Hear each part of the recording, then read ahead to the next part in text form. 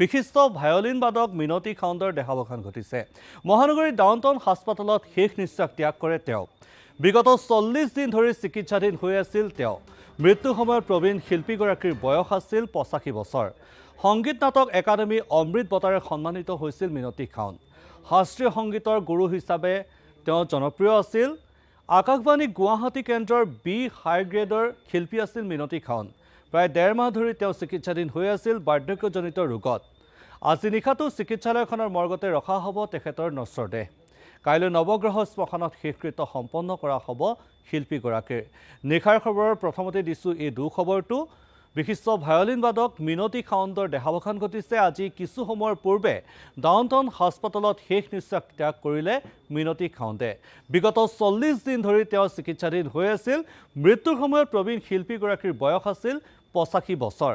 সংগীত নাটক একাডেমী অমৃত বঁটাৰে সন্মানিত হৈছিল খাউণ্ড। তেখেতৰ তাৰমানে কি হৈছে, এনেও তেওঁ অকণ অল্ড এজৰ এটা উইকনেছটোতো আছিলেই, প্লাছ মানে তেওঁ হেৰি হৈ পেলাই মানে লাহে লাহে তেওঁ হেৰি হৈ গৈছে, খুব ফ্ৰেইল হৈ গৈছিলে, গৈ পেলাই তেওঁ গা খুবেই বেয়া হৈ আছিলে। তো মাজতে যেতিয়া ডক্টৰৰ লগত অহা যোৱা কৰিয়ে আছিলে, তেওঁ হাৰ্টৰ খুব উইক আছিলে। তাৰপিছত তেখেতৰ মানে এই ৰিচেণ্টলি তেওঁ এমাহৰ আগতে তেওঁ হঠাতে মানে অকণমান হেৰি এটা হ'ল, মানে কি বুলি কয়, বিচনাৰ পৰা লাহেকৈ পৰি গৈছিলে। মানে তেওঁ পৰি যাওঁতে তেতিয়া মানে হস্পিটেললৈ অনা নিয়া কৰিলে। কৰাৰ পিছতে তেখেতক মানে এটা অপাৰেশ্যন এটা হৈছিলে, এটা শ্লাইড হেৰি এটা ডাউনটাউনতে হৈছিলে, মূৰৰ অপাৰেশ্যন এটা হৈছিলে।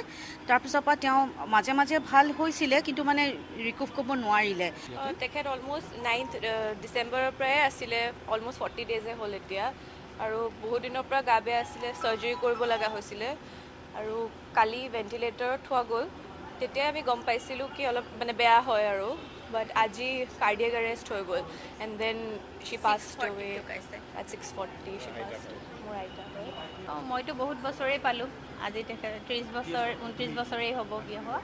তেখেতে মানে 2 বছৰৰ পৰা অলপ গা বেয়া হৈ আছিলে। তাৰপিছত আপোনাৰ 1.5 মাহমান আগতে পৰিলে তেখেত, পৰি পেলাই মূৰত দুখ পালে, অপাৰেশ্যন কৰিব লগা হ'ল। তাৰপিছত আৰু তেওঁ চেমি কমালে গুচি গ'ল। ক্লট এটা হৈছিলে, সেই ক্লটটো মানে ৰিমুভ কৰিলে। মেজৰ চাৰ্জাৰী এটা হ'ল ক্ৰেনিঅ'টমি। আমাৰ ডাউনটাউন হস্পিটেলৰ নিউৰো চাৰ্জন বিশেষজ্ঞসকলে এটা টীমে মানে এটা চাৰ্জাৰী কৰিলে।